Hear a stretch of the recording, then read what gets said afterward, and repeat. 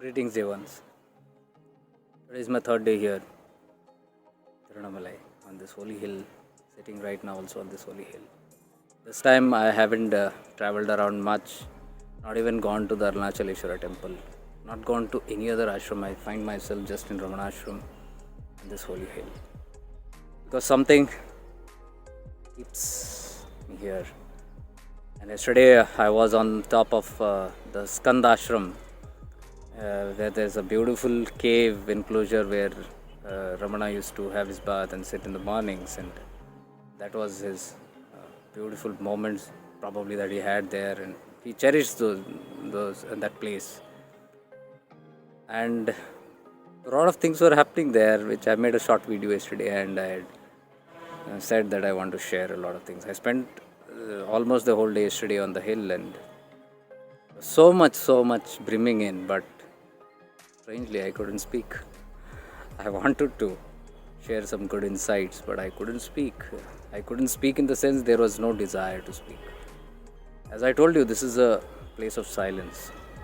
Ramana Ashram itself reverberates in silence because this great mystic was silent himself most of the time. He hardly spoke when there was absolute need for it, and when people could relate to, when people could hear what he's saying. There is a difference between people listening and people hearing. When people listen to you, it is their choice. When people hear you, it is more than their choice. They are supposed to hear it, that is why they hear. And hearing is different. Hearing is something like Shravana. You can actually reflect and contemplate while you listen to something. And that hearing is absorption. You absorb whatever you hear. Maybe you may call it wisdom or whatever. But there's a strange kind of absorption that happens, and I call that moments of awareness. In state of awareness, only one can listen, one can hear. If they are not in the state of awareness, they will not hear you, though they listen to you. So it's a strange phenomena, which I realized after being here many times. And yesterday there was no desire so as to speak anything, because as I told you, there are people who can hear, it will automatically flow out. So talking to people who listen is another thing, and talking to people who can hear you is another thing. So Ramana had this quality. When I'm reflecting on his life here, I am seeing, because I was just with one book that I took yesterday, and I was completely focused on that. The entire book, and a book means it's the revelations of how he spoke and what he spoke. All I could see was he was so one pointed on that self. Self is what we call a soul or whatever you call it, but the self, the true me, the real I that is there. So he was absolutely focused on that, and anything else that came to him, he just moved through it. He just glided through it. The false I, he just glided, he penetrated through the false I and went straight to the core, that is the higher self or the real I. So that is how he probably penetrated into so many hearts of even the Westerners. You can see a large percentage of Westerners here, and when we say Westerners, we consider them as from the West world, and we belong to the East, so we have more groundedness to the wisdom here. We have more authority to the wisdom here. Though West has borrowed things from the East and has rotated things around and sold it back to the East, that's another story completely. But again, when I look at the people there, I can see their absorption. I can see that these are people who actually hear what is being said.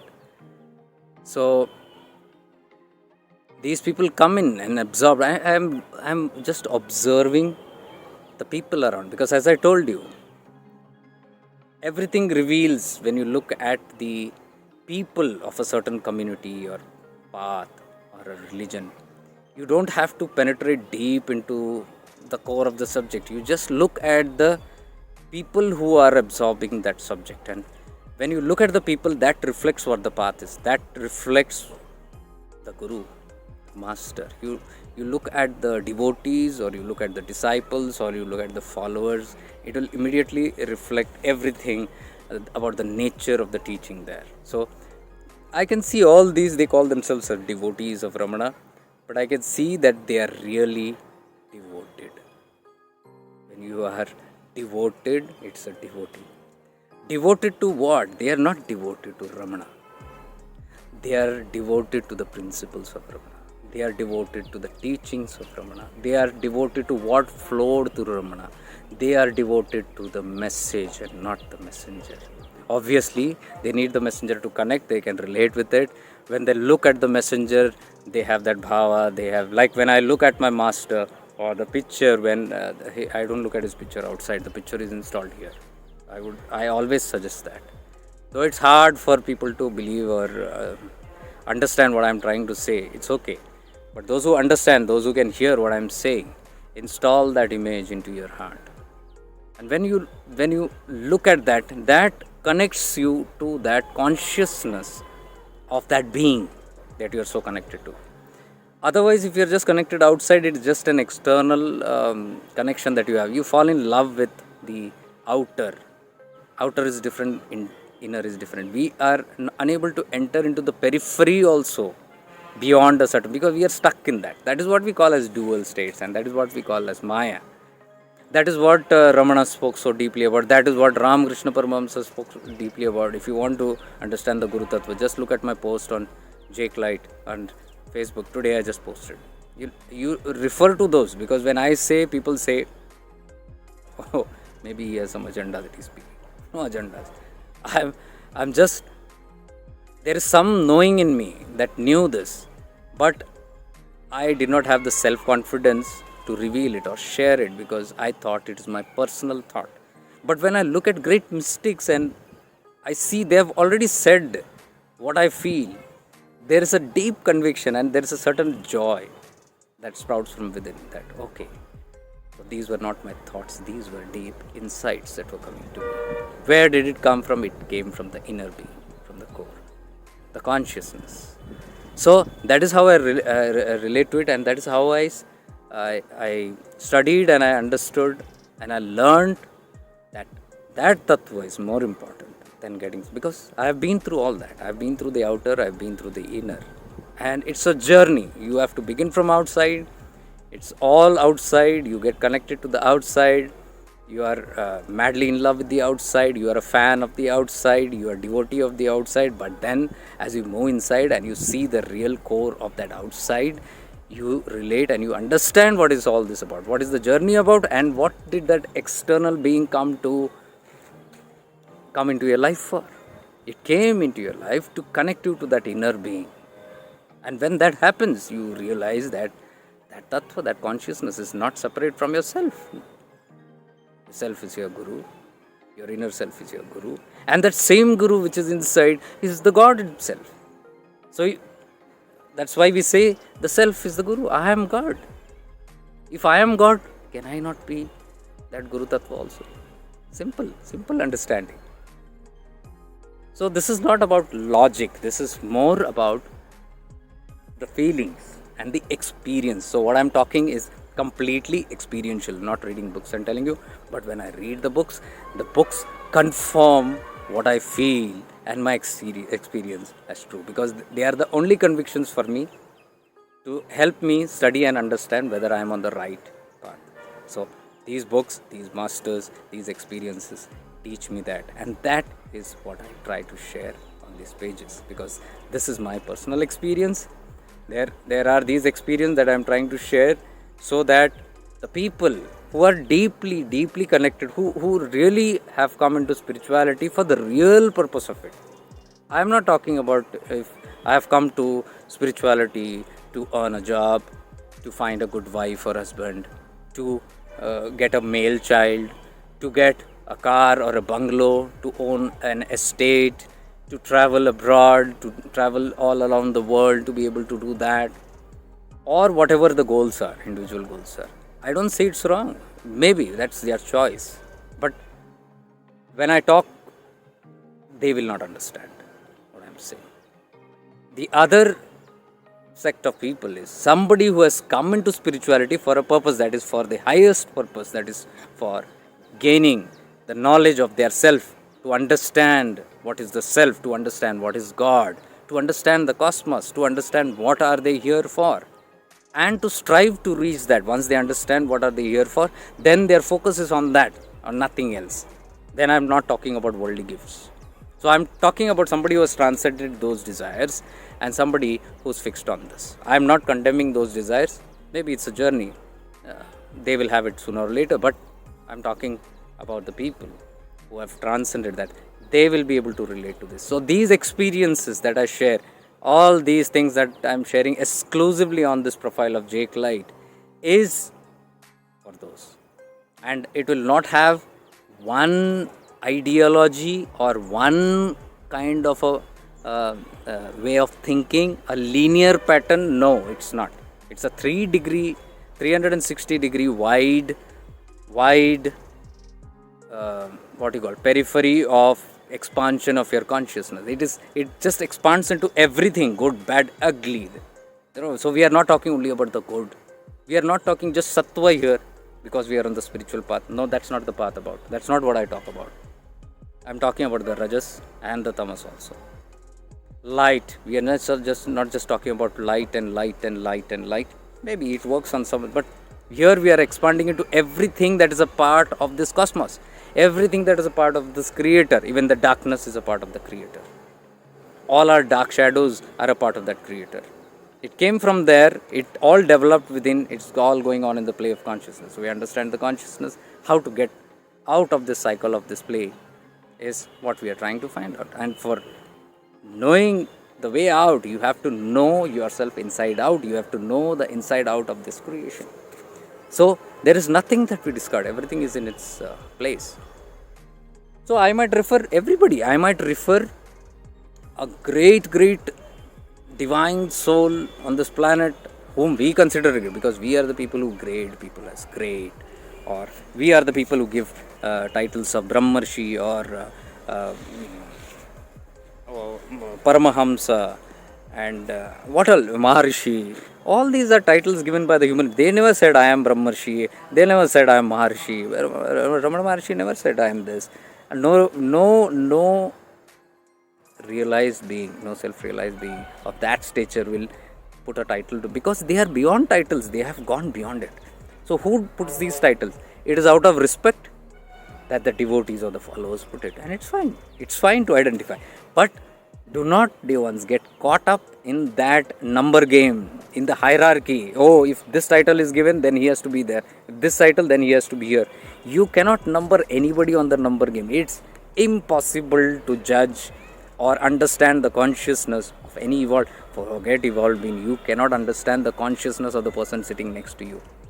A person might be sitting in this plain clothes. You never know what is the consciousness. Why? How can you know? By judging the external. The most crooked being can be sitting inside a white robe or a saffron robe with a different agenda or a different intention, and the most divine being might be sitting in a torn clothes or the dirtiest clothes that you see. You cannot, what you see by the five senses, you cannot judge, and you cannot have an opinion. You cannot have a conclusion. You cannot conclude in this cosmos, dear ones. If you trust me, believe this. Never conclude on anybody or anything that anybody does. Even if somebody is doing wrong, never have a conclusion, oh, this guy is gone case. How do you know?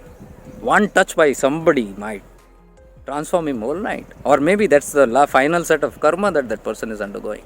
After that, everything is bright for that person. You never know. You never know what will happen in the next shana, next moment. So it is unwise to actually judge anybody, because see, yesterday I put a post, day before yesterday I think, I put a post by Osho. He said Christ was anti-Christian and Buddha was anti-Buddhist and Mahavir was anti-Jain. Now if you read the title, it's a knee-jerk reaction. It's the ego will immediately have a knee-jerk reaction as to what is this, without understanding the concept, because the mystics don't speak our language, flowery language. Please understand this. The mystics are raw. They they put things in the raw, aspects. The raw aspects, they just throw it out. They're blunt. So a serious seeker will not judge the messenger, but look at the message, the essence of the message. The essence of the message is everything. How it comes, from where it comes, it doesn't matter. Even I'm speaking to you. While I'm speaking to you, certain thing, this is a messenger. So if you keep judging this guy as to what this guy is, a Christian background, and what is he speaking, what does he know about these things, and he doesn't even seem to be looking like a genuine, whatever those things are, that's getting old. Forget the messenger, throw him apart. See the message. Is it relating to your heart? Is it connecting to your consciousness? Is there is a bulb light that is lighting up as soon as you hear something? That is the essence. And that is how for eons people have spoken. So we cannot judge who is a great evolved being, who is a rishi, who is a yogi, who is a chintu pintu. It's such dumb foolishness. Because that reflects our state of consciousness. What state of consciousness are we operating on when we condemn somebody so easily? That means it shows how easily we are entrapped by Maya. Though we have so much of wisdom, though we have so much of backing, though we have such great titles, everything is there. What? Ultimately what? So, my dear ones, I'm telling you, don't get caught up in this. Absolutely don't get caught up in this. I have not got caught up in this. This is one thing, a strict rule that I've made, is not to get caught up in this business.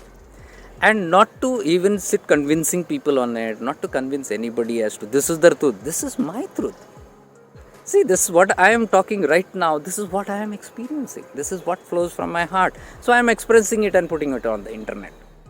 Why do I put it on the internet? I don't believe in the changing somebody. I am not putting this that, somebody listens to this, throw off all your belief, throw off all your systems and come and understand this, and this is the truth that I am offering you. When this aspect comes out of you, that this is the truth, what I speak, then I become supreme. I've seen this. You contemplate, reflect and say, I immediately become a supreme being, then I want everybody to have my attention.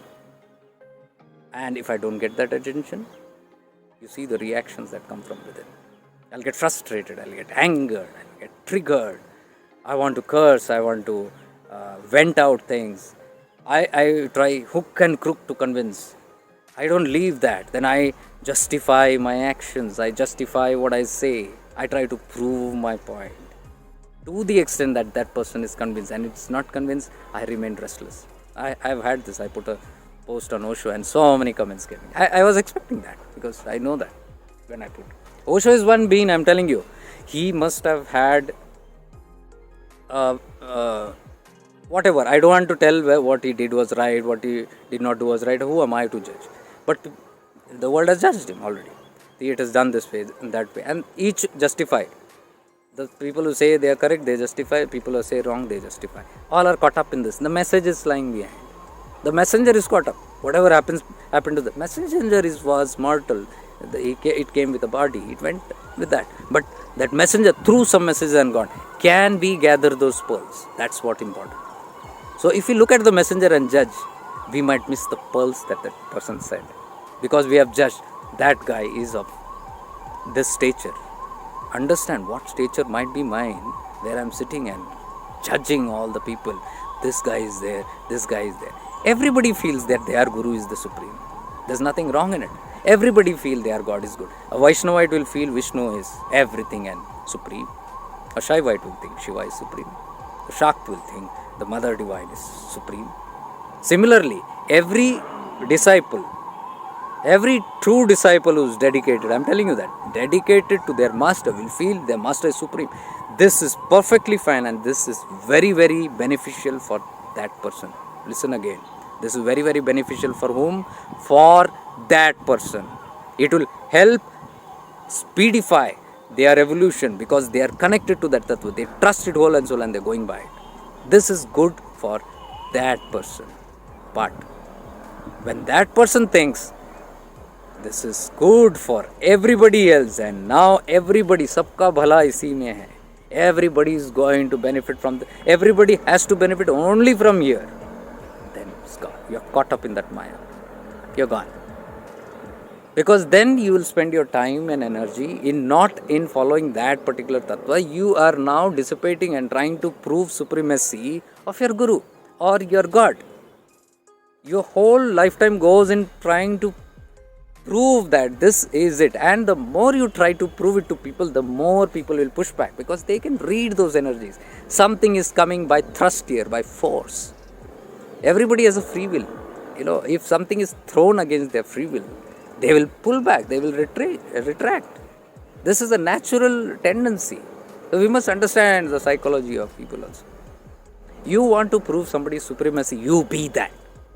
You just be that without having to profess what they say. You be the teaching. You don't be the teacher. You be the teaching. When you be the teaching and you reverberate that teaching flows out of your life and it is visible in the life of others. People will get connected to the teaching. They won't get connected to you. They get connected to that tattva which is falling. And whose teaching it is? Your gurus. So that means the guru's light is shining through you as a medium. So if the people come to you also, if the people flock around you also, they are looking at that light which is not yours. The moment you claim ownership of that light, see what happens. It will not work anymore.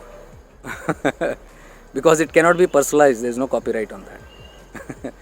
So you are just allowing that light to flow through you. And as you allow, you learn, you wash yourself, you purify yourself, and you are not holding that light to yourself selfishly, saying that only I am going to bathe in this pool of light. Automatically our horizons expand. When consciousness grows, when consciousness purifies, you allow that light to not stay with you. You allow it to flood around.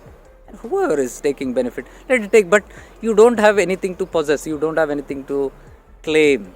You don't have anything to prove there. You don't have to say that if light is going and touching somebody, now you don't say, come and fall at my feet, or come and fall at my master's feet or my God's feet. You don't even have that tendency, because where is that light coming in the master? Now let's go deeper. You agree, or you have learned, you have understood that the light flowing through me is my master's. Now where is the light flowing in my master? It also does not belong to him. That is why the guru has no ownership of light. That is why all the masters are ever loving, ever expanding, and unconditionally giving. Why? Because they don't own that. Where is it coming from? It's coming from higher tattva. It's coming from God Supreme. So it's God's light they know. They don't claim ownership about it. They give it to everybody. From there it passes to the disciples or devotees or seekers or whatever we call it. And from there it goes on. Maybe the light diminishes little depending on the consciousness of how much a being can hold. Depends on that.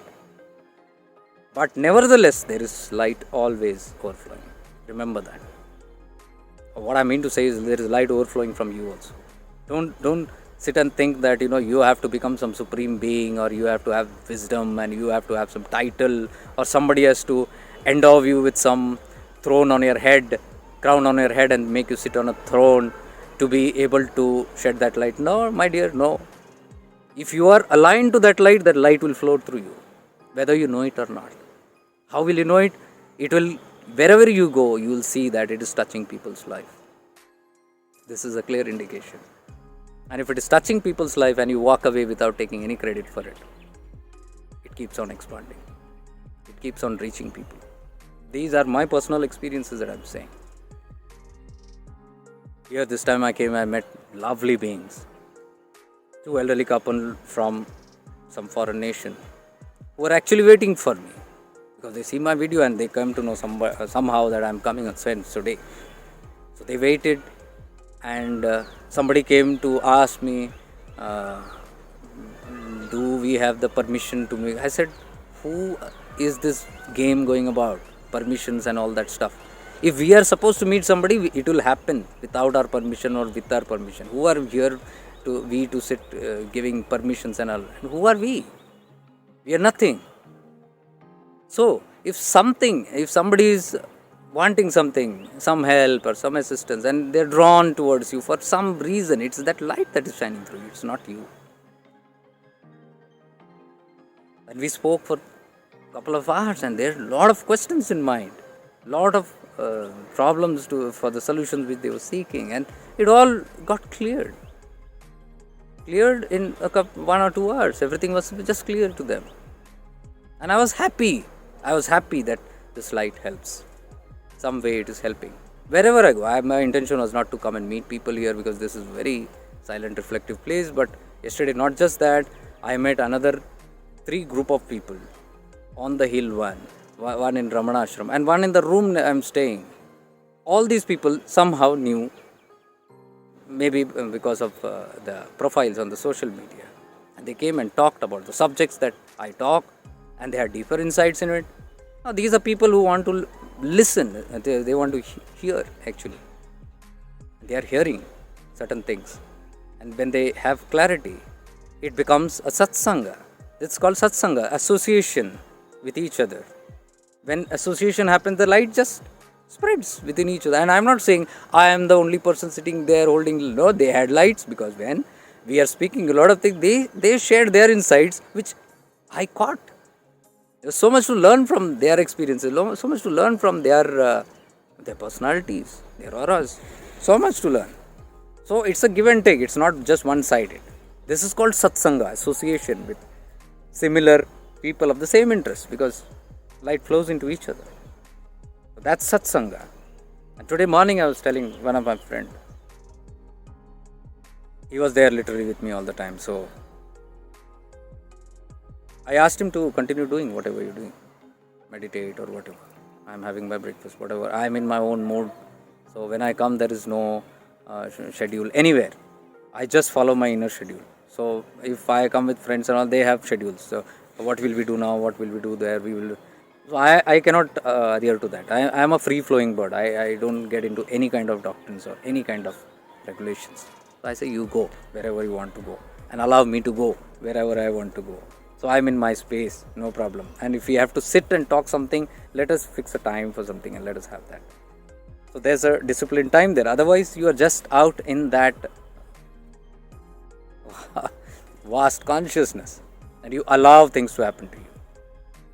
I am of that nature. So I told. They said, no, but satsanga is important. Satsanga is important. I said, without dhyana, satsanga is not important. It cannot be important. It will be of no importance. This is one important message I wanted to give in this video. Dhyana is important. If you meditate, if you are contemplative, if you are reflective, if you are in the state of awareness, if you are practicing awareness, if you are an aware being, spiritually aware being, wherever you are going, and if you are contemplative, if you are meditative and you are doing your meditation, if you are connected to that zone, and then you do satsanga, it will be helpful to you. Otherwise, if you do not have dhyan, if you only do satsanga, it will be gossip. And it will have no value, it will have no light, it will have no energy. It will have no meaning. It will turn into something very frivolous. It will be spiritual entertainment. I told. Let us not seek entertainment, because we are in a habit of seeking entertainment everywhere in the worldly life also. So when we retract and retrace into the spiritual zones of solitude, there also the mind is busy seeking entertainment. So it wants to chat on a subject. So there are people who say, we'll meet or we'll go. I understand what is their agenda. What do you want to talk about? What is it? What is remaining? I mean, everything is so clear. Then they say, no, we just wanted to know where you are going and where you are coming from. I say, tata, bye-bye. No, we just want to know how your life has been and some of your experience past. I said, it's all there on the internet. What's not there? You probably, if you're seeing it, it's all there. We just wanted to ask more about your experience here, there. I know that's gossip. Avoid. But if somebody, I'm telling you, if somebody just asks, what is this awareness about? How, what do you talk about? How to experience that? And what do you do here? How to get connected? How do I meditate? How do I go within? How do I look and transcend through the issues of my life? There are so many. They are not asking for totkas. Totke wala idhar aao, mujhe totka batao. They are asking for the light which they cannot see in their own darkness, in their ignorance. This is called avidya, the maya, the ignorance, ajnanta. Poor thing. For some reason, they are unable to see. It becomes our duty there, not to give totkas, but to give support, to give help. So such places, I try to spend time, because that's quality time for me, and there is something purposeful there. That is something that is helping a soul evolve. Something happening to a soul which is helping to move ahead in life, not the physical life. I'm telling you, I cannot. If somebody says, I'm not getting a job, what to do? I say, go and find go and register in Naukri.com, or find somebody who's skilled in that. I am not skilled. I cannot give you a job. How can I give you a job?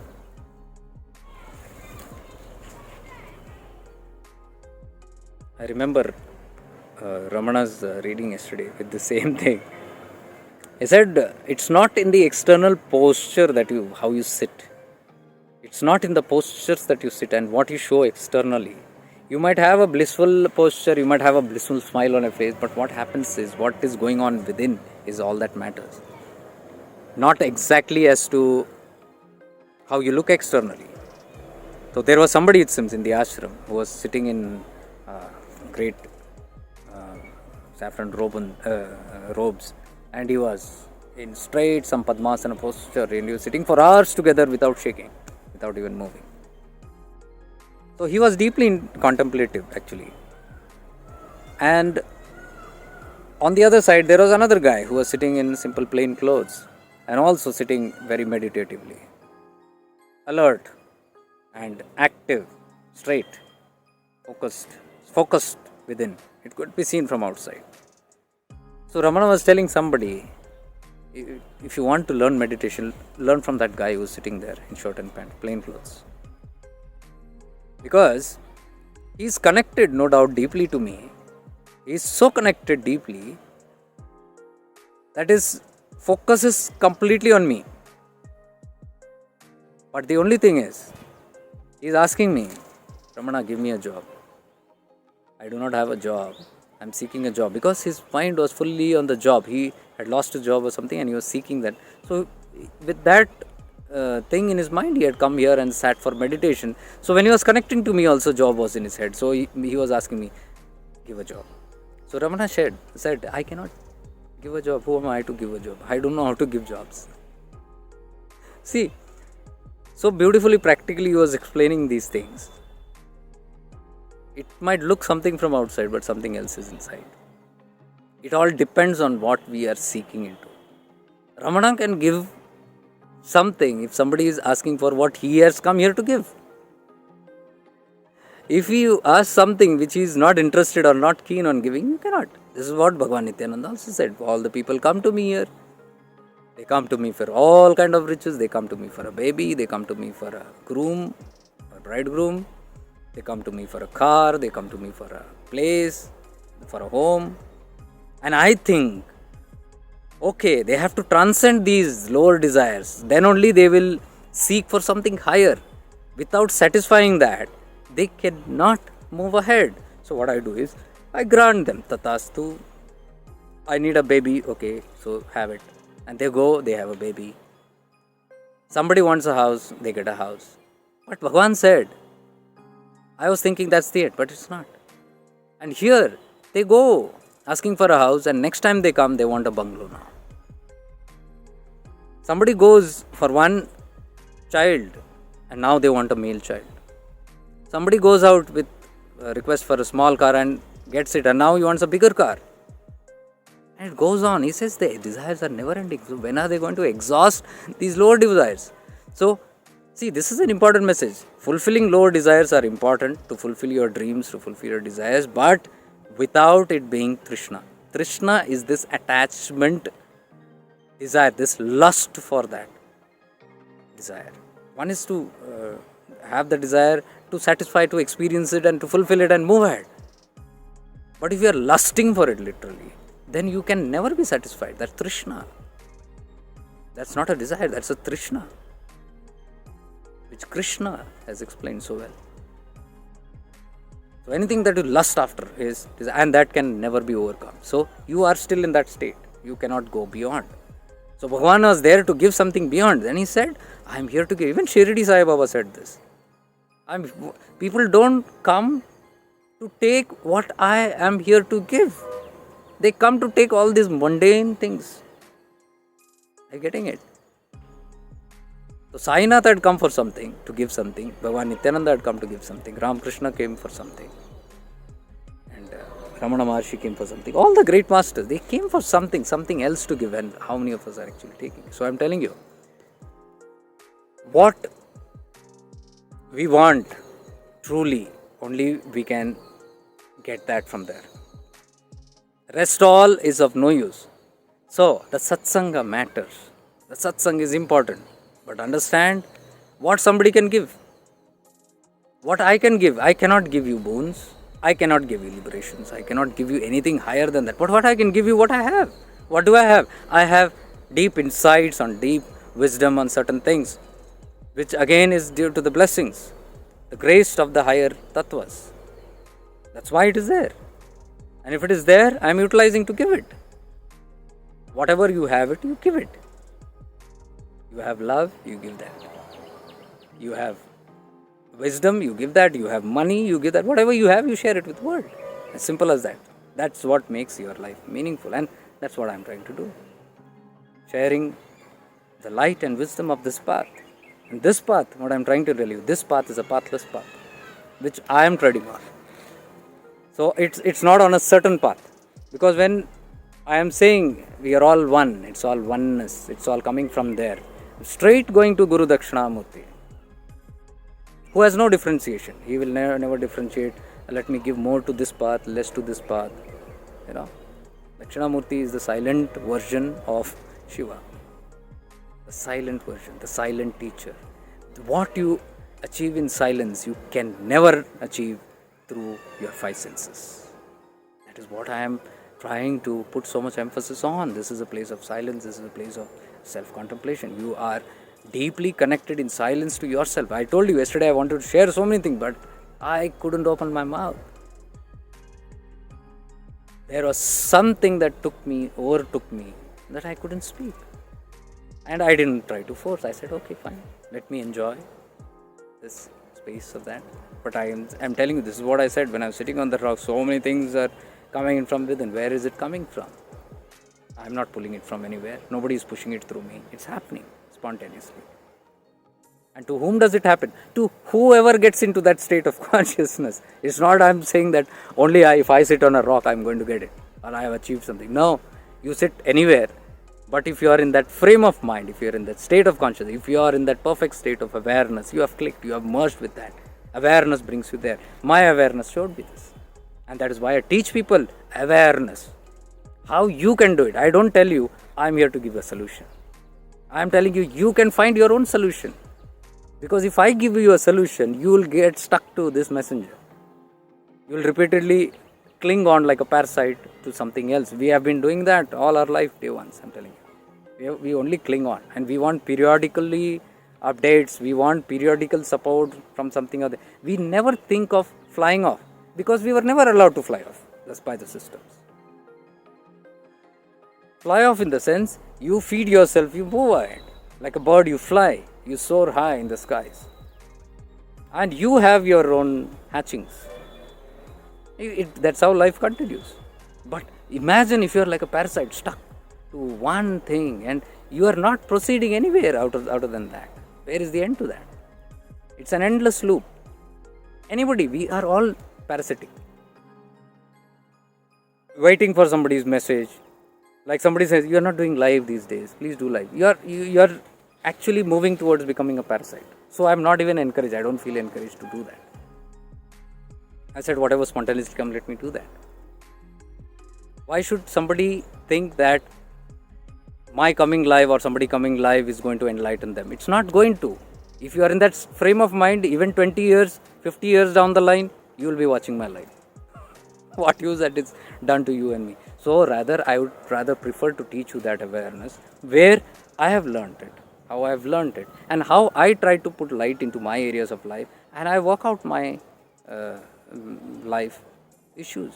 I don't say that I'm a perfect man, everything is around me is perfect. No, there are imperfections, there are problems, there are all these things. But every moment I'm learning, and every experience is teaching me more and more. So I am over enthusiastic, overjoyed to actually share this thing. And yes, I am going to start this personal consultation, as I had posted this few days back. But since I have scheduled for this month on these trips of mine, I thought I'll do it in the first week of June. So in the first week of June, I'll be beginning these personal consultation, 1 hour consultation, 2 hour consultation. Not too many. I don't want to get too much involved into this and get distracted from the path. But this I am doing it as a joy of helping somebody else. And of course, I'm going to charge for it, because then I will have automatic filters for it, and I'll have serious. So I'll put down the list of things that how I'm planning to do it, and on the protocols of how those things can move smoothly, so that we don't have just a chaos. Everybody's just asking anything you want and unwanted. So I am trying to focus on what you really want, and how you are trying to what is the right thing for you at that moment. These are the kind of things. And yes, I do a lot of tarot readings also. I've done this for a long time, but I've never done it openly. I've never spoken about it.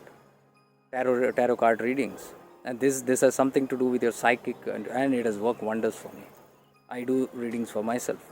So that's how I began the journey of doing the tarot readings and understanding myself intuitively, so that it help as a guidance, and it has never failed me. All the steps that I've taken, everything that I've moved step by step in life is through those readings. So now I thought because my friends, a couple of my friends I did. So they were stuck in some things and they wanted some guidance, intuitive guidance. I did that, and it jammed very well with it, and it helped them. And then there was requirement for more. Then I said, okay, where it is genuinely needed, I'll do tarot readings also. But not openly. I will not open up a shop and sit here like tarot readings, come read. No. Selectively, and I'll choose what kind of consultation to do and what kind of readings to do for whom. I'm not giving the people that opinion. I don't worry even if I do only just 4-5 readings a month. That's okay. But when the people write to me, when you will write to me, it will be very clear to me as to what kind of a reading do you need. Do you really need it? If it is not readed, I will never recommend that to you, because this is not a business. This is genuinely on trying to see what is the best tool to help you shed light. And yes, one disclaimer I'm putting, I'm not going to teach any sadhanas.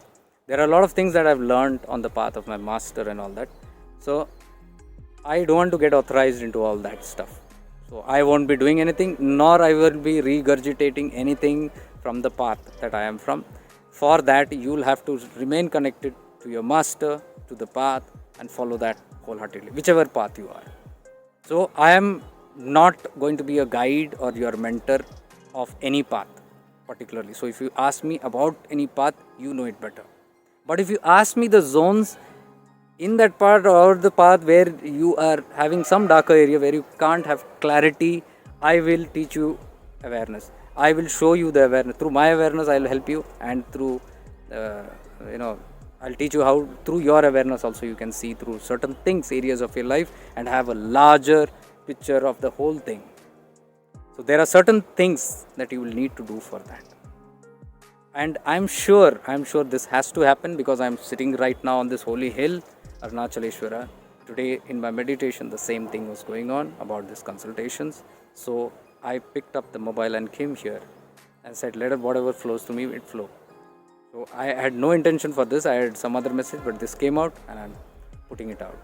And yesterday night I met a girl who's exactly doing the same things what I'm doing, and from some other place she is.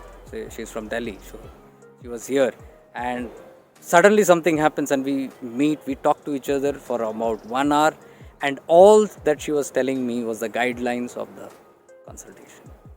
How she has been doing exactly what I'm doing, but in a different, her own way. But she gave me insights of her experiences, what she has learned on the path, and what she should do and should not do during consultations. Imagine somebody is walking and talking to me what I am thinking, how to do it. This is the grace and blessings of my master and this holy hill, Arunachaleshwara.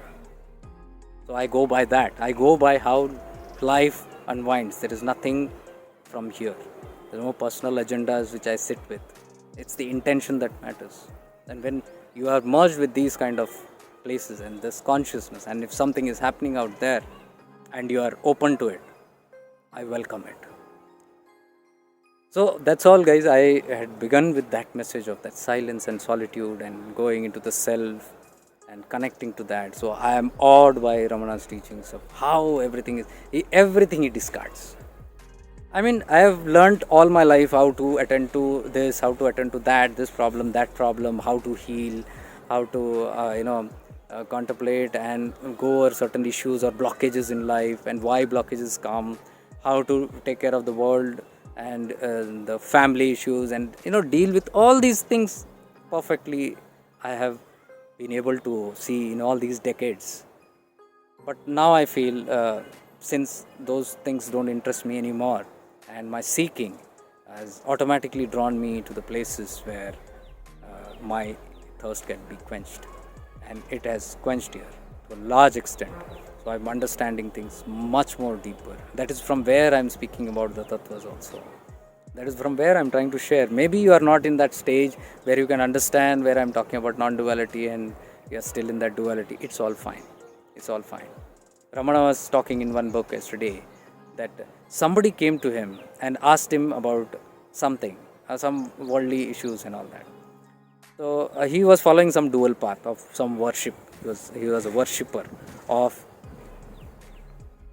a god. I would want to take a name, a certain god. He was fully worshipping that.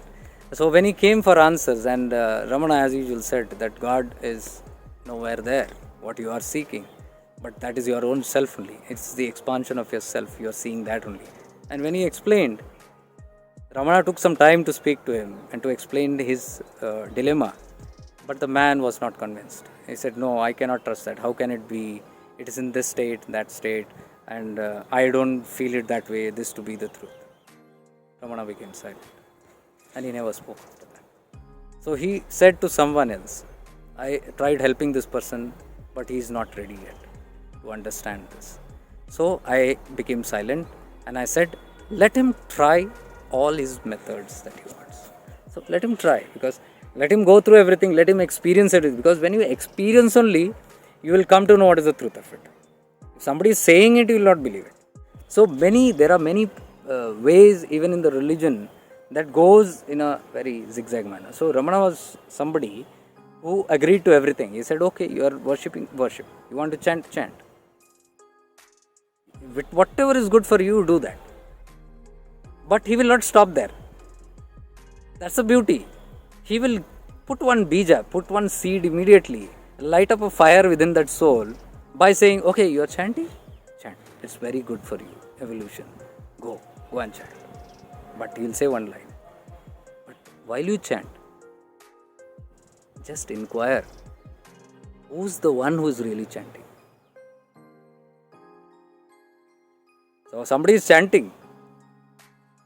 Who's the one who is chanting? And then, who's the one who is watching that who is chanting? There's somebody who is chanting something. Om Bhur going on, whatever. Or Om Namo Narayana, Om Namo Narayana, Om Namo Narayana. I'm chanting. There is somebody who is chanting. That is a me. I would say that's me who's chanting. Om Namo Narayana, Om Namo Narayana. But there is somebody also who knows that there is somebody chanting. Who knows that there is somebody chanting. You know what you do, right? Even though you are chanting or even where you are praying, there is somebody who knows that you are praying. The false self is praying. So there is a higher self, the real one, who is actually watching that. So Ramana's all this inquiry of who am I, which is very popular now, actually deepens into all this. So he would say, okay, you want to chant. But find out who's the one who is seeing the chanter. It's so beautiful. So he would put that bija and allow them to do that. And then if they would contemplate on it, newer dimensions would open up. So these are the messages of this solitude. These are the beautiful reverberations of this holy hill called Arunachala, with whose grace I come here on and often and I meet so many people here I'm so happy to meet so many people, because it's a joy to see that universal brotherhood happening. The people from different countries, from different paths, we don't even know each other, but somehow we become friends, and we end up. It's the law of attraction. The similar kind of thoughts. Who has similar thoughts? Who has the similar intentions? Who have the similar goals in life? All the people here are seeking only self, nothing else. I haven't seen anybody who's sitting here who has some worldly goals. They have transcended it. They are just seeking the self.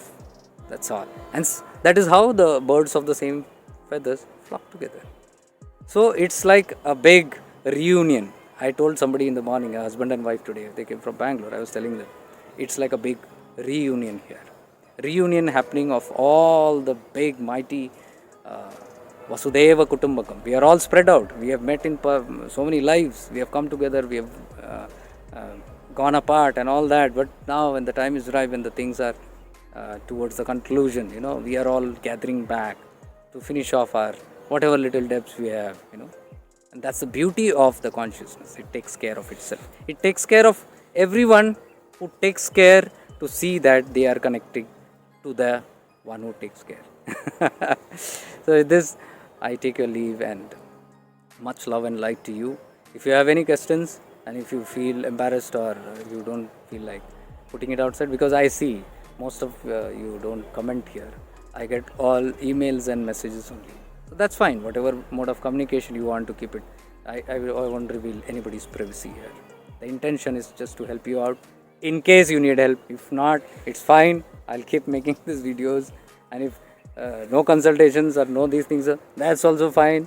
I'll continue with it. No issues at all. So stay blessed all, dear ones.